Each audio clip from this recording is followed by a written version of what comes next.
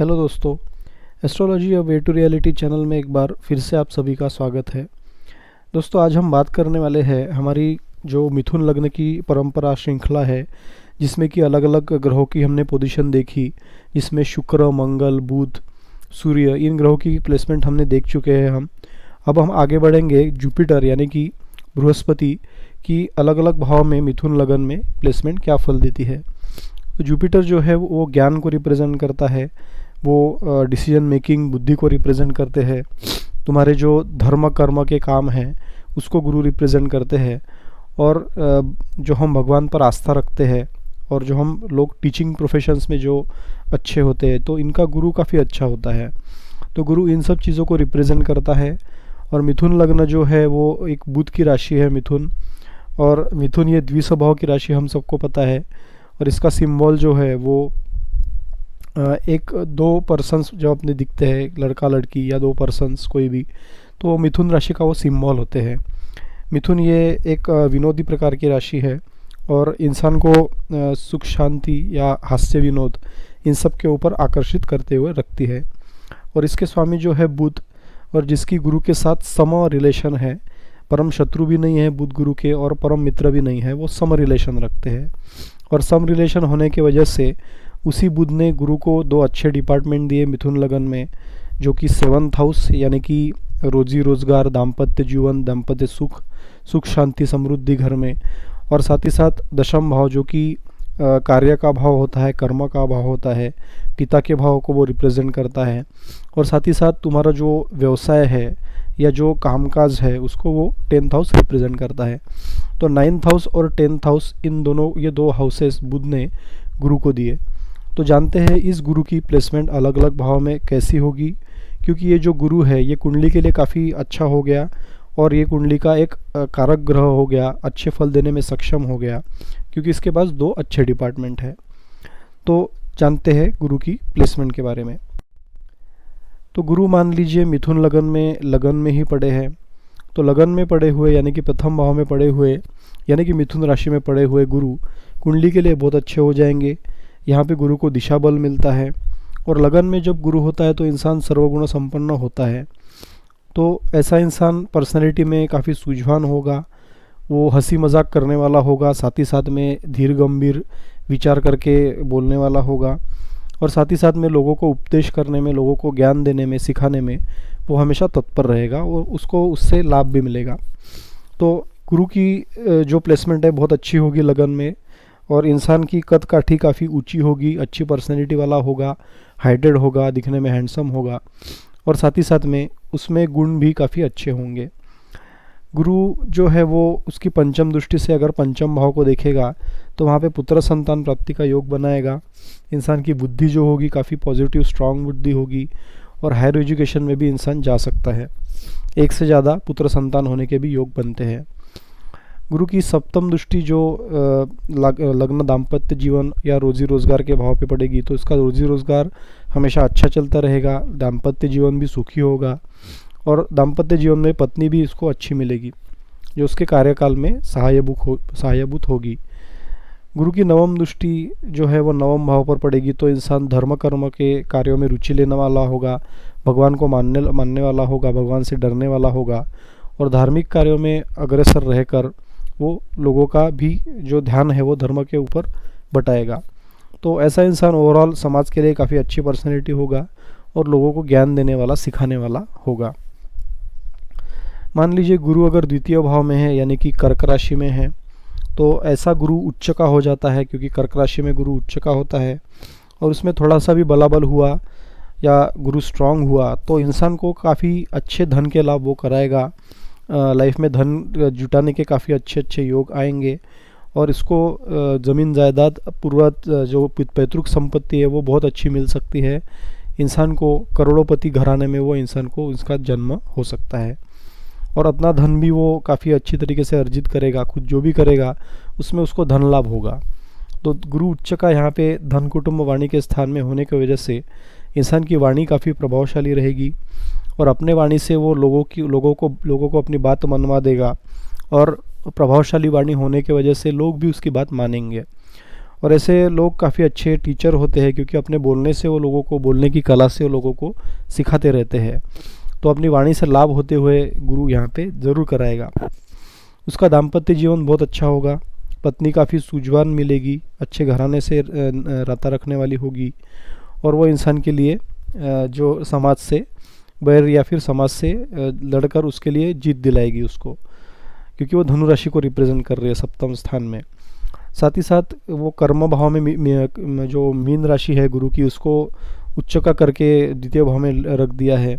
तो इंसान का कामकाज बहुत अच्छा चलेगा, कामकाज में 4 चांद लगेंगे, और कामकाज जितना अच्छा होगा, बिजनेस जो भी करेगा उसमें उसको तरक्की हासिल होगी, और उससे वो उसका धन का लाभ ज़रूर होगा। काफ़ी अच्छे धन के योग बनेंगे बिजनेस इंसान करता है तो। पंचम दृष्टि से गुरु जो है अपने 6th हाउस को देखेगा, तो हाउस ऑफ कंपटीशन में भी जीत दिलाएगा, शत्रु के ऊपर प्रभाव ज़रूर रखेगा, और जो कोर्ट के केसेस है अगर उसमें अगर इंसान जाता है तो उसमें भी इंसान उसको वो बाहर ज़रूर निकालेगा जब कभी भी गुरु की दशा अंतर्दशा चलेगी। साथ ही साथ सप्तम दृष्टि से अष्टम भाव को वो देखेगा, तो ऑब्स्टेकल्स को रिमूव कराएगा। अगर धन लाभ, अगर जुआ सट्टा लॉटरी इससे इसमें जाता है तो उससे इंसान को धन के लाभ ज़रूर होंगे। साथ ही साथ गुरु की जो नवम दृष्टि है वो दशम भाव पर पड़ेगी, तो उसके कामकाज में हमेशा उसको लाभ कराता हुआ गुरु दिखेगा।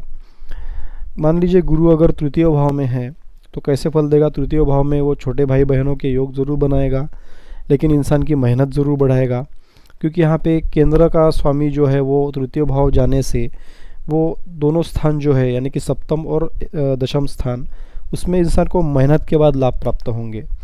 मान लीजिए शादी के लिए लड़की ढूंढ रहा है तो उसमें भी उसे काफ़ी मशक्क़त करनी पड़ेगी, काफ़ी जगह मेहनत करनी पड़ेगी, तब जाके उसे लग्न के योग बनेंगे, शादी के योग बनेंगे। और दाम्पत्य सुख अगर उसका चलता रहेगा, अगर गुरु की महादशा आती है तो उसको ठीक रखने के लिए, रोजी रोज़गार के लिए उसे काफ़ी मेहनत करनी पड़ेगी। तो यहाँ पे केंद्राधिपति दोष जैसा योग यहाँ पे बनता है, क्योंकि गुरु का जो पॉजिटिव प्लेस, मतलब गुरु पॉजिटिव स्थानों का स्वामी है और वो निगेटिव स्थान में चला जाएगा, तो वहाँ पे कहीं ना कहीं वो केंद्र के जो 2 भाव है गुरु के, सप्तम और दशम स्थान, वो बाधित हो जाएंगे, और उसी के कारण गुरु को यहाँ पे केंद्राधिपति दोष लगेगा। तो इसलिए इंसान की मेहनत करके उसको सप्तम और दशम भाव के रिजल्ट प्राप्त होंगे। पराक्रमी इंसान होगा, छोटे भाई बहनों से लाभ भी मिल सकता है, लेकिन वो सब मेहनत करने के बाद ही इंसान को मिलेगा। पंचम दृष्टि से सप्तम भाव को देखेगा, तो वहाँ पे रोजी रोज़गार के लिए मशक्क़त करनी पड़ेगी, खपना पड़ेगा, तब जाके लाभ मिलेगा। रोजी रोज़गार में पॉजिटिव रिजल्ट धीरे धीरे मिल सकते हैं। अपनी सप्तम दृष्टि से भाग्य भाव को देखेगा, तो धार्मिक कार्यों में रुचि लेने वाला होगा, भगवान को मानने वाला होगा, छोटी मोटी विदेश यात्राओं से भी उसको लाभ मिलेगा। और नवम दृष्टि से ऐसा गुरु एकादश भाव को देखेगा, तो उसे लाइफ में बड़े भाई बहनों का सपोर्ट मिलेगा और धन के लाभ के योग भी बनेंगे, जो कि आय के स्रोत बढ़ने से होंगे। मान लीजिए गुरु चतुर्थ भाव में है तो कैसा बल देगा? तो चतुर्थ भाव में माता, गाड़ी, भूमि, वाहन, सुख सुविधाएं, ये इससे संपन्न कर देगा गुरु कुंडली में। जब कभी गुरु की दशा अंतर्दशा चलेगी, माता से लाभ मिलने का योग बनता है, माता से बीवी की भी बनेगी, और साथ ही साथ में माता जो है वो मतलब अगर वो कोई हेल्प करती है इंसान को बिजनेस में या कामकाज में, तो इंसान ज़रूर वहाँ से तरक्की प्राप्त कर लेगा। तो यहाँ पे माता का सहयोग बहुत अच्छा होगा दाम्पत्य जीवन को सुखी कराने में, और कामकाज में, बिजनेस में वहाँ पे माता का सुझाव या फिर सलाह जो हम कहते हैं, वो माता की सलाह काफ़ी इम्पोर्टेंट होगी। तो ये कुंडली के लिए गुरु बहुत अच्छा हो गया। अपनी पंचम दृष्टि से अष्टम स्थान को देखेगा, तो ऑब्स्टेकल्स रिमूव कराएगा। सप्तम दृष्टि से जो कि व्यवसाय के भाव को देखेगा, तो बिजनेस में वो काफ़ी वृद्धि होगी, इंसान की धन के योग प्राप्त होंगे। और खर्च यानी कि 12th हाउस पे गुरु दृष्टि डालेगा, तो फॉरेन लैंड से लाभ हो सकता है, अपने खर्चों को कंट्रोल कराएगा गुरु वहाँ पे। और अगर फॉरेन लैंड से कोई इंसान बिजनेस भी करता है, तो वहाँ से भी कोई मशीनरी इंपोर्ट करा के ला ली, या फॉरेन लैंड में जाके चक्कर लगा के इंसान आता है, तो वहाँ से भी इंसान गुरु की महादशा अंतर्दशा में लाभ प्राप्त कराने वाला ज़रूर होगा, क्योंकि गुरु की दृष्टि है वो स्थान पर। गुरु पंचम भाव में है, तो वो पंचम भाव गुरु का कारक भाव होता है, जैसे कि द्वितीय भाव है, तो पंचम भाव में बहुत अच्छी बुद्धि देगा इंसान को, काफ़ी सूझवान इंसान होगा, काफ़ी अच्छी वाणी बोलने वाला होगा और हायर एजुकेशन में इंसान काफ़ी बड़ी बड़ी शिक्षाएं ज़रूर प्राप्त कर लेगा। एक पुत्र संतान का योग गुरु वहाँ पे ज़रूर बनाएगा। और सप्तम दृष्टि से पंचम दृष्टि से जब नवम भाव को गुरु देखेगा तो धार्मिक कार्यों में बड़ी चढ़ी रुचि इंसान की रहेगी और भाग्यवान भी होगा। गुरु सप्तम भाव से अपने एकादश भाव को देखेगा तो बड़े भाई बहनों का सपोर्ट मिलेगा, आय के स्रोत एक से ज़्यादा होंगे और लगन पर गुरु की दृष्टि होने से काफ़ी सूझवान पर्सनैलिटी वाला इंसान होगा, जो कि लोगों को अपनी बात मनवा लेगा और लोगों को उसकी वाणी की वजह से या अपने सूझवान पर्सनैलिटी की वजह से वो लोगों को लाभ प्राप्त कराने वाला ज़रूर होगा। गुरु अगर 6th हाउस में है तो यहाँ पे दाम्पत्य जीवन के लिए अशुभ हो जाएगा और व्यवसाय के लिए भी अशुभ हो जाएगा, क्योंकि यहाँ पे भी एक प्रकार से एक दोष ही लग गया गुरु को, क्योंकि केंद्र भाव का स्वामी होकर गुरु निगेटिव हाउस में चला गया है। तो शत्रु भय भी ज़रूर देगा। पत्नी का जो हेल्थ होगी पत्नी की, वो छोटी मोटी उससे बीमारियाँ ज़रूर लगती रहेंगी और कमज़ोर हेल्थ के साथ साथ उसका जो कार्य क्षेत्र है वो भी कमज़ोर होगा। तो ऐसे केस में गुरु की जो उपाय है वो उसे ज़रूर करने चाहिए। कोई गुरु इंसान को बना ले किसी को, तो उसका नमन अगर करता है, अपने माता पिता का नमन करता है, तो वहाँ पे गुरु के फिर थोड़े थोड़े अच्छे रिजल्ट दिखना शुरू हो जाएगा। लेकिन ओवरऑल पत्नी के हेल्थ को और व्यवसाय को ये गुरु कमज़ोर ही करने वाला होगा। हाउस ऑफ कंपटीशन में भी यहाँ पे लॉसेस हो सकते हैं। गुरु की जो पंचम दृष्टि पड़ेगी वो व्यवसाय के स्थान पर, वहाँ पे भी प्रॉब्लम्स क्रिएट होंगे, काम में रुकावटें आएगी। द्वादश भाव पर गुरु की जो दृष्टि है निगेटिव रहेगी, वहाँ पे भी प्रॉब्लम्स उत्पन्न हो जाएंगे, खर्चे बढ़े चढ़े रहेंगे। और द्वितीय भाव पर नवम दृष्टि गुरु की होने की वजह से इंसान के धन प्राप्ति के, धन संग्रह के योग काफ़ी कम ही बनेंगे और परिवार से भी मनमुटाव हो सकता है।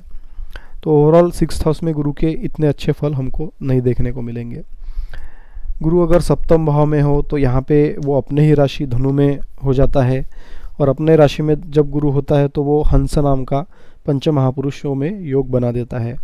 तो इंसान को धन दौलत, संपत्ति, भूमि, वाहन, माता, गाड़ी, तो व्यवसाय, इस सब चीज़ों में बहुत अच्छी तरक्की मिलती है। हमेशा तरक्की की ओर अग्रसर रहने वाला इंसान होता है। उसका दाम्पत्य जीवन सुखी होकर पत्नी भी उसको सूझवान पर्सनैलिटी वाली मिलती है और पत्नी से भी इंसान को लाभ मिलता है, जो कि उसके कार्य का कामकाज में उसका हाथ बटाने वाली, उसका सहयोग करने वाली होती है। तो शादी के बाद इंसान की काफ़ी वृद्धि हो जाएगी। ऐसे केस में उसका बिजनेस अगर होगा तो वो काफ़ी ग्रो कर जाएगा। अगर गुरु में बलाबल रहा तो ये प्रभाव बहुत अच्छे से इंसान को फल ज़रूर देखने को मिलेंगे। गुरु की जो पंचम दृष्टि है वो एकादश भाव पर पड़ेगी, तो वहाँ से भी धन के लाभ होंगे। धन के एक से ज़्यादा स्रोत इंसान के ज़रूर बनेंगे और बड़े भाई बहनों से भी इंसान को सहयोग प्राप्त होगा। सप्तम दृष्टि से लगन को देखेगा तो इंसान की पर्सनैलिटी भी काफ़ी सूझवान हो जाएगी और इंसान भी लोगों को सलाह देने में काफ़ी अच्छा माना जाएगा, जिसकी सलाह लोग मानेंगे और वो लोगों को गुरु बन के, उसकी पत्नी के तरह वो खुद भी लोगों के लिए गुरु बन के सिद्ध होगा।